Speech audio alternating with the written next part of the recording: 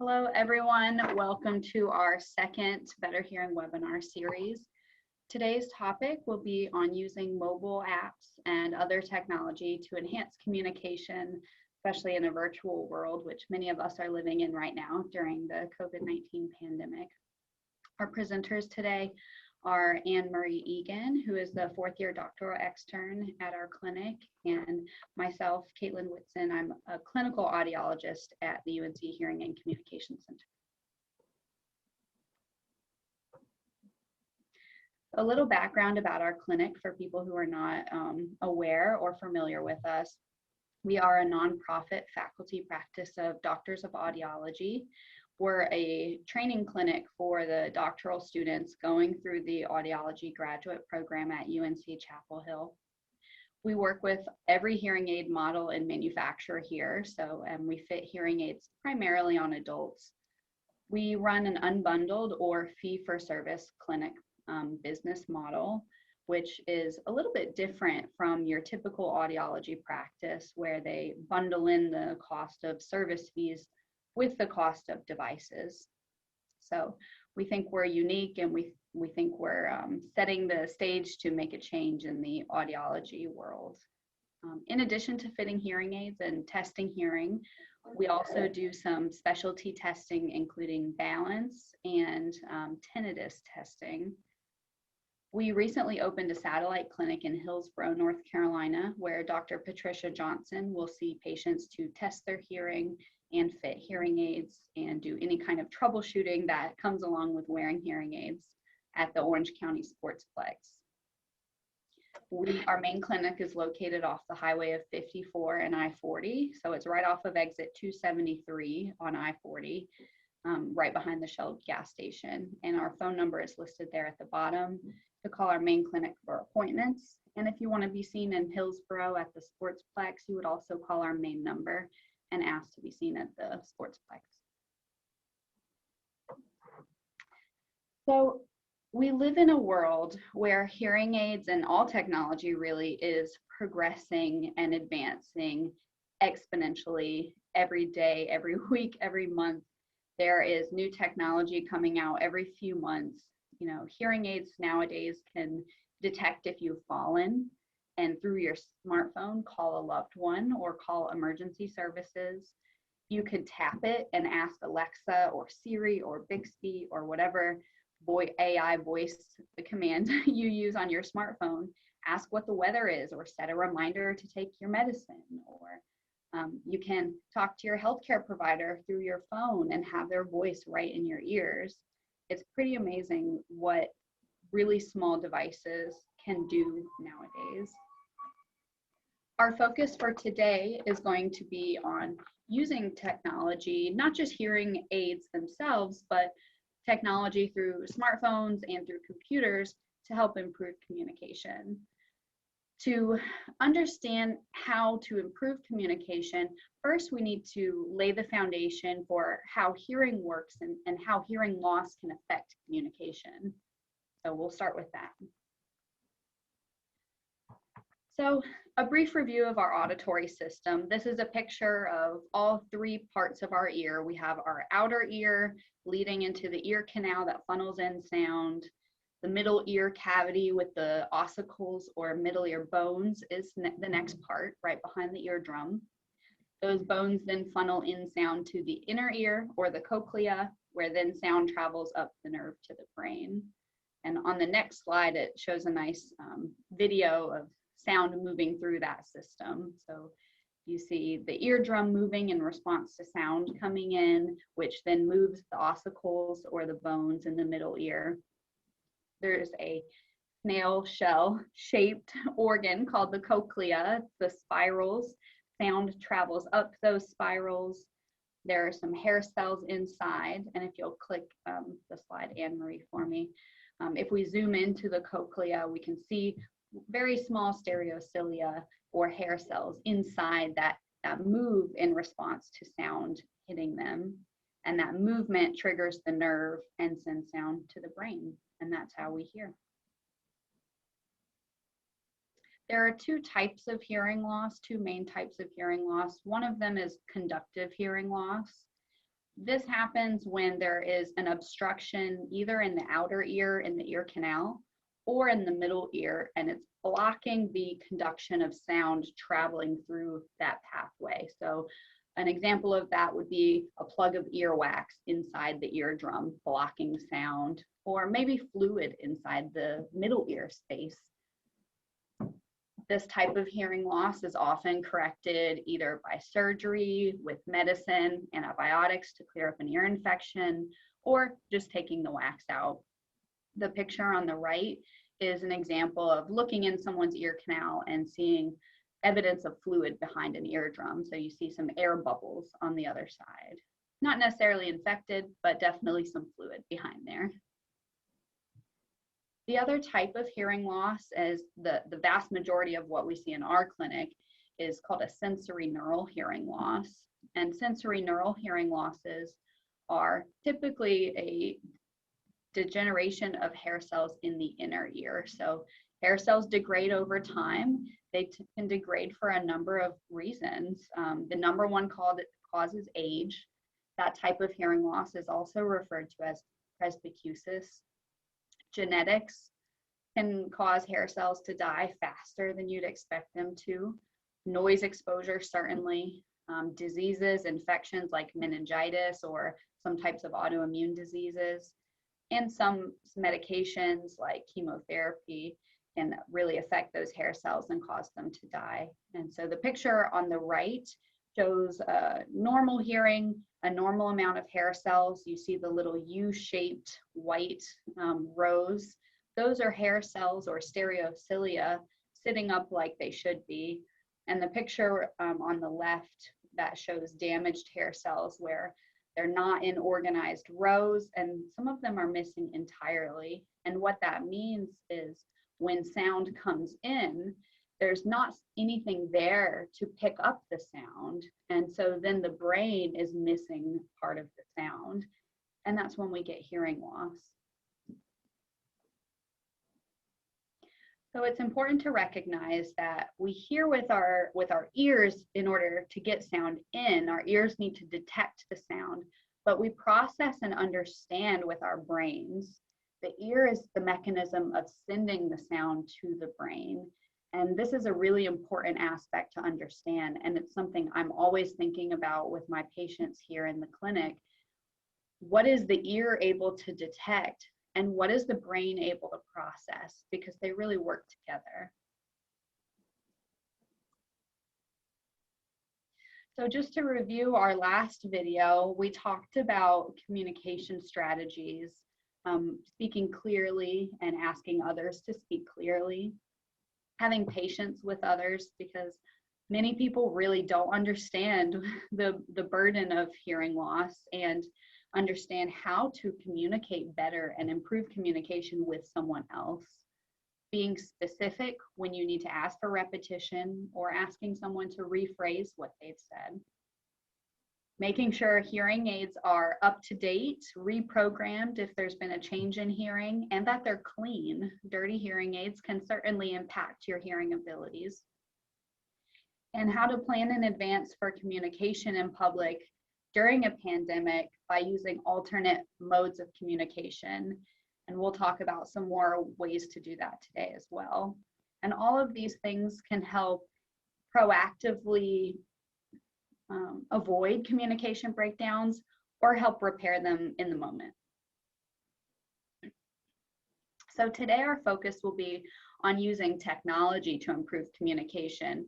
We'll first start how we can improve communication in public, virtually, like with Zoom meetings and recordings, kind of like what we're doing right now, and then with your hearing aids. So I want to start with talking about public communication. So right now we live in a world where everyone's wearing face masks. There's usually a plexiglass barrier up in between you and a cashier. You know, I want to kind of focus on the grocery store aspect because that's the place where most of us are having our public conversations right now. And it's really, really challenging if you have hearing loss or even if you don't. The mask takes away your visual cues so you can't lip read. It muffles the speech quite a bit. And then the plexiglass muffles and distorts speech even more. Not to mention you have to be 6 feet apart, and all of this just means it's really hard to hear. And you might be in a situation where I just cannot understand what this person's saying. What do I do? So let's take, for example, you're the person, this woman in the yellow shirt, and the cashier is trying to say something to you, and you're standing there like, okay, yeah, just smiling and nodding, and she says something again with this look on her face like, oh, I need to know what she's saying. She's looking for a response from me. And you say, I'm sorry, I didn't get that. What did you say? She says it again, still don't understand. You might try to pull down her mask and talk like, no, that's not safe. We don't want to pull down your mask. We need to find another way to communicate that is safe. So what can we do? And this is where technology can come into play. And you can go ahead. So we want to transcribe their speech. This is honestly the best way to have a written version of what they're saying. And technology is really wonderful for this because we can do it live if you have a smartphone. And there are quite a few apps out there that can allow you to get live captions with someone you're speaking with right there. So Google Keep is the app that is probably my favorite, and it's available with Android or iPhones. I'll also talk about iPhone's Translate app, which can also be used to transcribe live speech, not just translate foreign languages. A Google Pixel phone has a recorder app. I don't have a Google Pixel phone, so I wasn't able to explore this one, but I do have some information on it for people that have that phone. And on Android, they also have the option of using Google Live Transcribe. And so I'll have some information on that as well. So let's start with Google Keep. I think this one is the easiest one to use, and it has a lot of neat functions on it. Some of the pros about this app specifically is that these notes are saved in your Google account forever. So even if you switch to a new phone, when you log in with your Google account, they're still there. The notes are also searchable. So if someone tells you an interesting fact or tells you where to find something or how to make a recipe for something, you can just search a keyword and find it. Google Keep is also really easy to use, and you can edit your notes. So if you have the transcription, will you go back, please, Anne-Marie? Thank you. You can edit the transcription. You can also tag a location with the transcription. Say you're at a grocery store and they tell you where to find something. Maybe you want to tag which grocery store you're at. And it's compatible with pretty much every phone because it's a Google app. So it can be used on an iPhone or an Android or any other type of phone. Some of the cons about it is that it requires internet connection. So you do need to have data if you're not connected to Wi-Fi.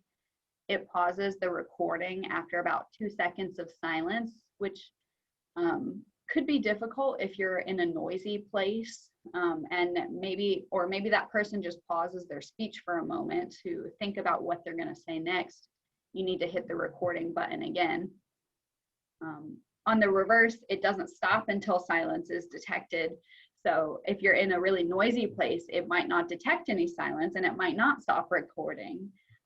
I played with it just at my house, so I couldn't tell how good it is at detecting that someone has stopped talking or not in a noisy place. But I want to show you this screenshot that I took from my phone of an example of how it works. So when you go into the app, you'll hit the plus at the bottom to open a new note. And the plus inside the square now is where you'll find the option to make a recording. So I'll hit recording there at the bottom. Test 1, 2. This is an example of a transcription. So it'll pause. I'll hit that plus in the square sign at the bottom again to do another recording. It pauses after about 2 seconds, and then you have to start recording again. I'll hit that plus at the bottom again, hit recording. But you're able to save your recording so you can look back on it later.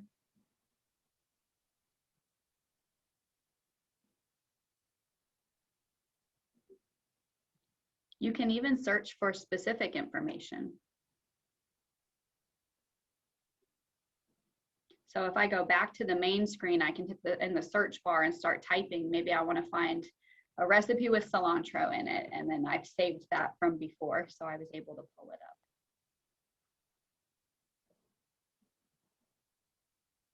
Apple Translate is another app that I think is pretty easy to use. It's only on iPhones. The nice thing is you don't have to download this if it's not already on your phone. Apple, on their latest iOS update to 14, has it pre-installed on your phone. So when you open it up, you get 2 languages. So its main function is to translate foreign languages for you. But if you set the languages to the same, it'll just transcribe the live speech. If you can save a favorite transcription if you want to. Another pro, obviously, that it translates foreign languages is really nice. So you can use that if you want to.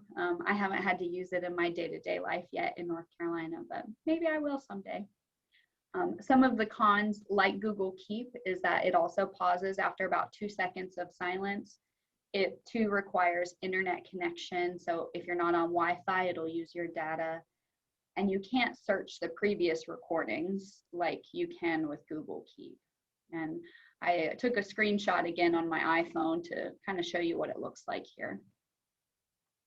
So when you go into the Translate app, you could change the language if you want to by clicking on it. Maybe you want to change it to German, but I'll leave it as English for now, just to use the transcription. So maybe I'll say, hello, what aisle do I find the soy sauce in?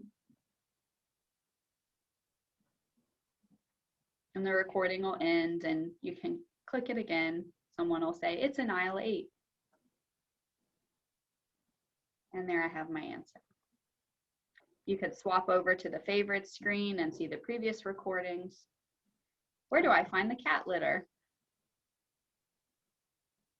Hit recording again. The cat litter is in aisle 12.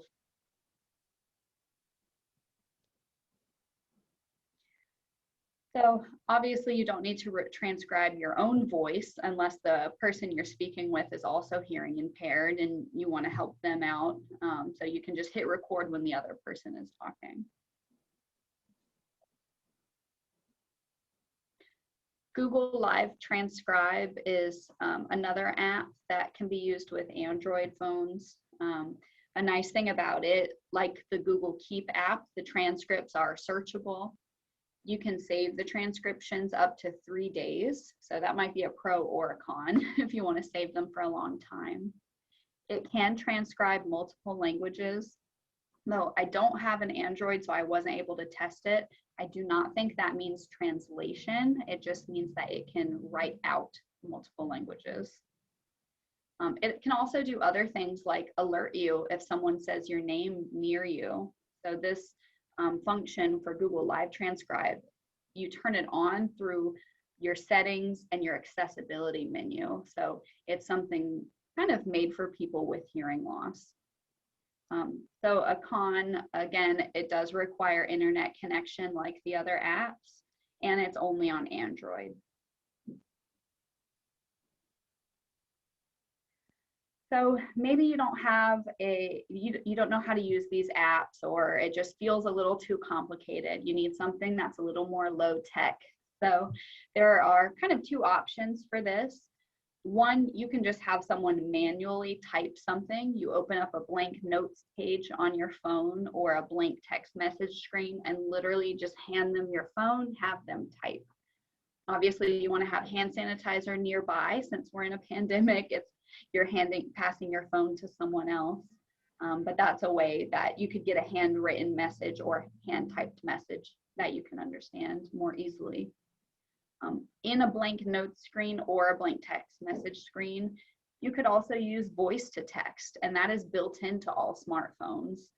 So I have screenshots of what an iPhone looks like on the left, an older version of iPhone in the middle, and an Android phone on the right. And you'll notice that all of them have this microphone icon right on the keyboard. And so you'll click that microphone icon, it'll start recording your voice, you say what you want to say, and it'll write out the message. In the iPhone, you do have to enable this. Some of them may be automatically enabled. On my iPhone 11, I had to go in and enable it. And that's through the settings. You go into General, Keyboard, and then Enable Dictation. So let's have an example of our previous cashier and customer situation where it was getting a little bit frustrating for that cashier because her customer wasn't understanding her, and maybe getting a little bit embarrassing and a little bit of anxiety of not knowing what the cashier was trying to say to her. And so now with our transcription app, we can just pull that up, and if you'll hit play, Anne-Marie, please. So now she just hits record while the cashier is talking, and she says, your card didn't go through. Do you have another form of payment? And that right there can alleviate all of the tension, the frustration, the anxiety, and help alleviate the situation where she can go, oh yes, I'm sorry, I do have another card.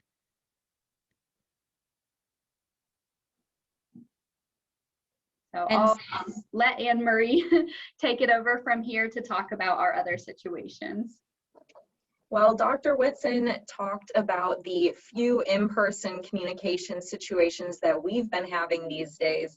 I'm going to talk about the much more common form of virtual or long-distance communication that many of us have been dealing with for school, for work, for organizations, for simply seeing family members. And we're going to go through some different strategies for helping the listener as well as for helping the speaker provide extra support. The first thing we want to say is that 2 ears are always better than 1. So having the input going to both ears, either with Bluetooth or wired headphones, earbuds, Bluetooth enabled hearing aids, or a speakerphone, all those options are going to be better than having one phone held up to one ear.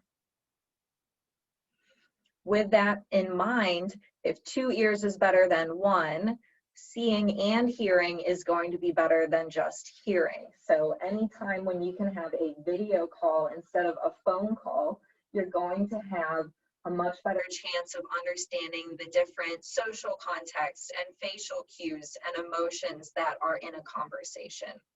There are a lot of video calling apps out there. I have just a few listed below, and I'm sure many of you have used a variety of these along the way throughout the pandemic.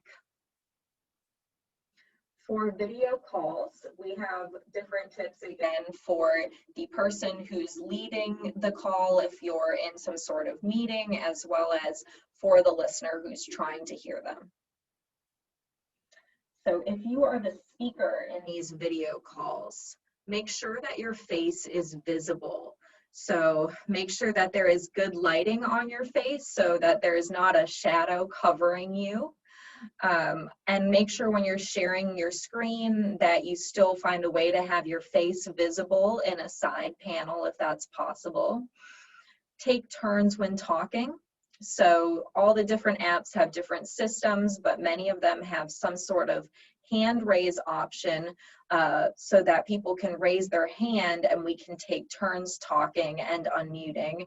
When 2 people talk at the same time, the computer has a very hard time figuring out how to monitor that input and make the sound clear on both ends.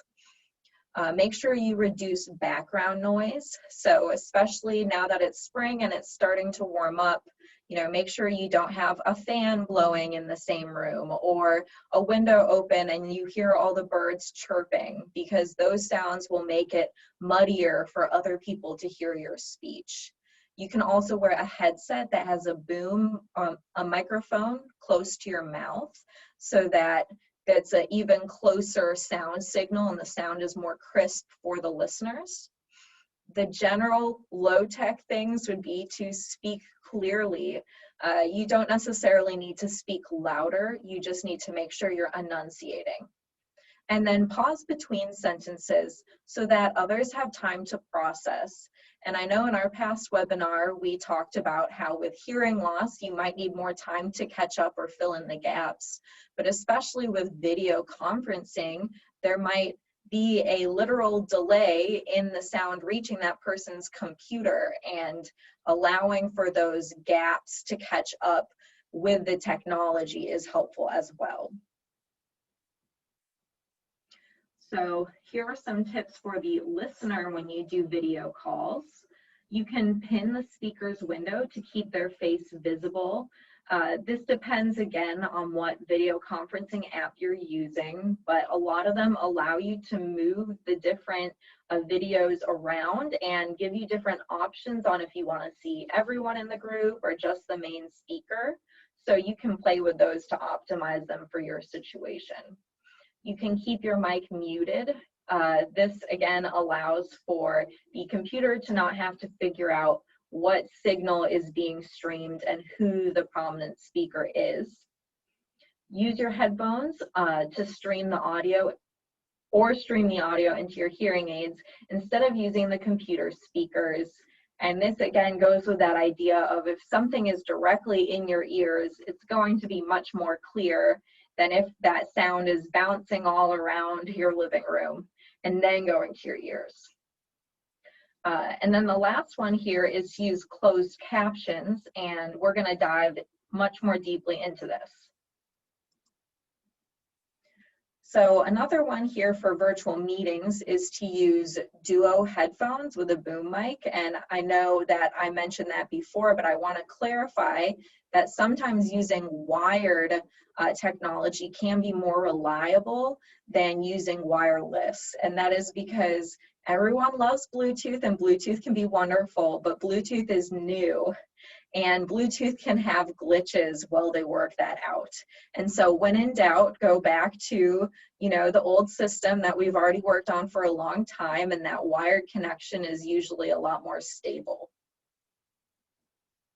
That being said, if you have Bluetooth enabled hearing aids, they are going to bring the sound directly to your ears and adjust for your hearing loss. And that is a really great option. If you have Phonak or Unitron, some of those companies' newer devices are even able to connect to your computer's Bluetooth. Several different companies have options that connect to your phone, but only those two connect directly to the computer. And if you have more questions about this, because Bluetooth streaming with hearing aids is a very wonderful advancement in hearing aids, but it's so specific to the company and the year you purchase the hearing aids and the model.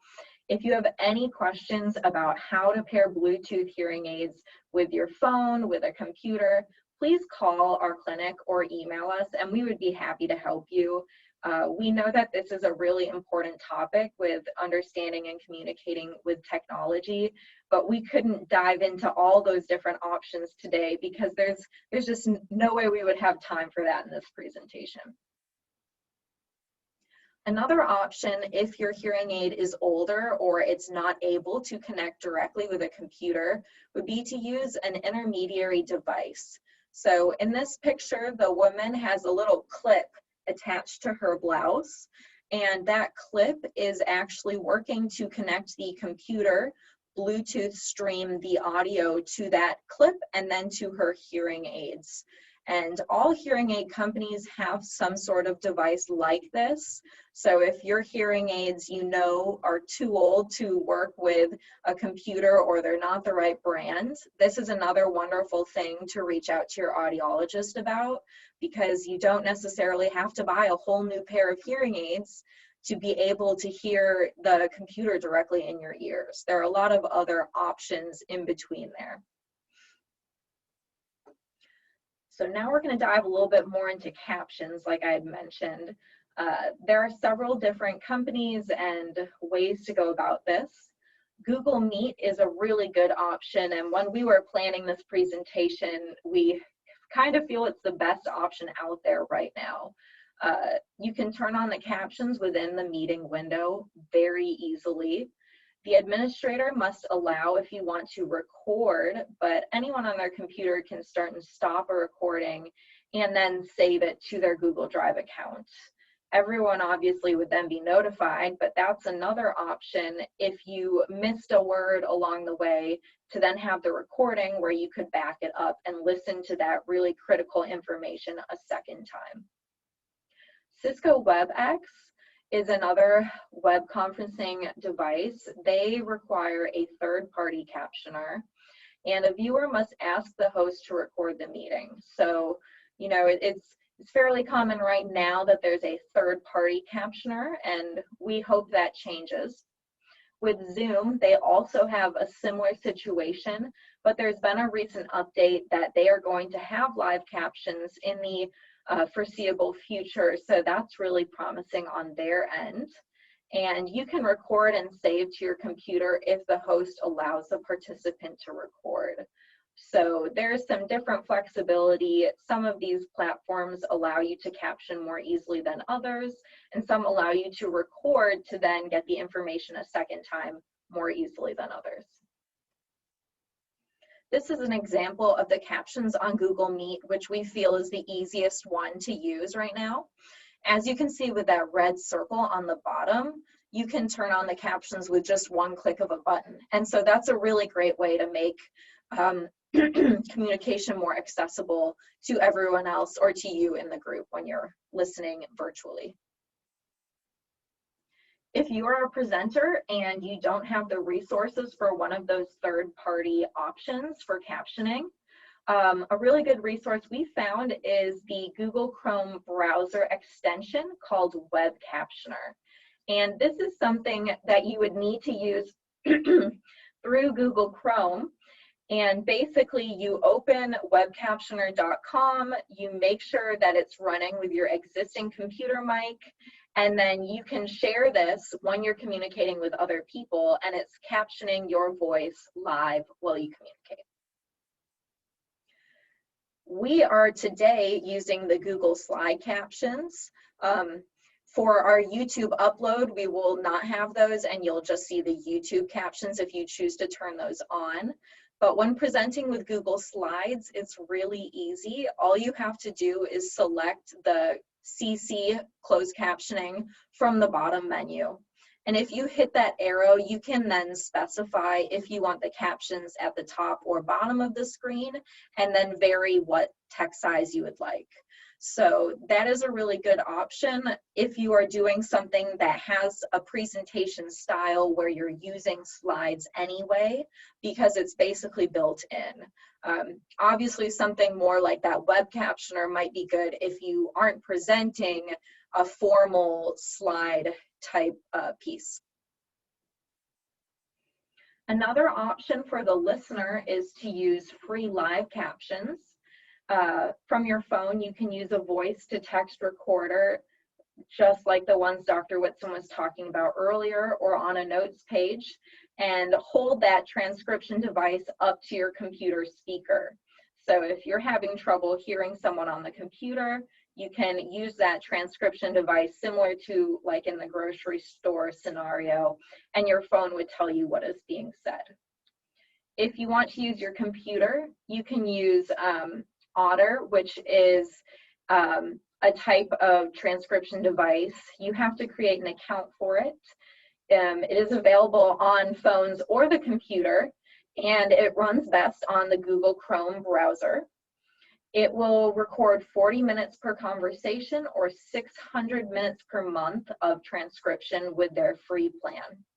It does not run within the meeting itself, so you would have to have your video meeting open on one screen, and then you would have to also have this Otter screen pulled up at the same time.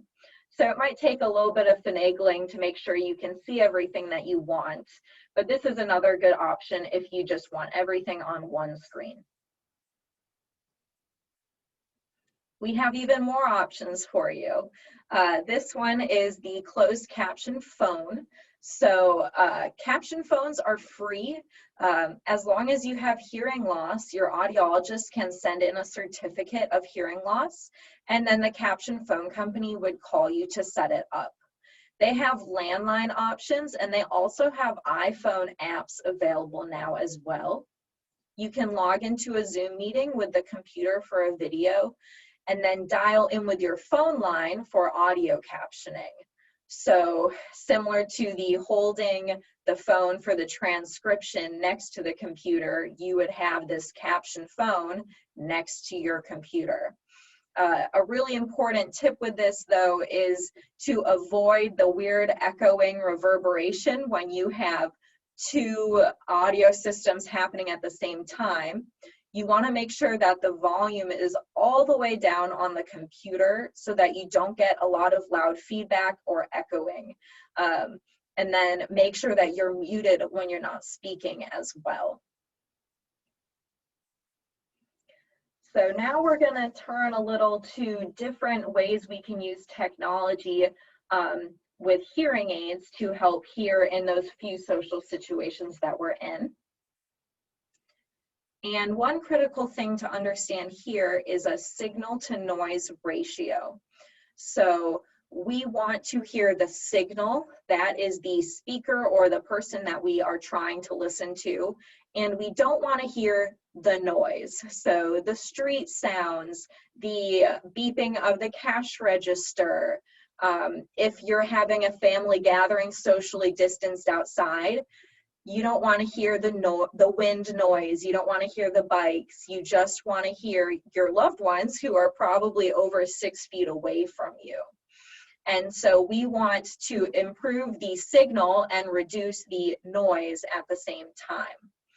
There are many ways you can do this, and on our other webinar, we touched on a few more, but specific to technology, which is the theme of today, a big way to reduce the signal to noise, to improve the signal to noise ratio, is to use a partner microphone or a remote mic.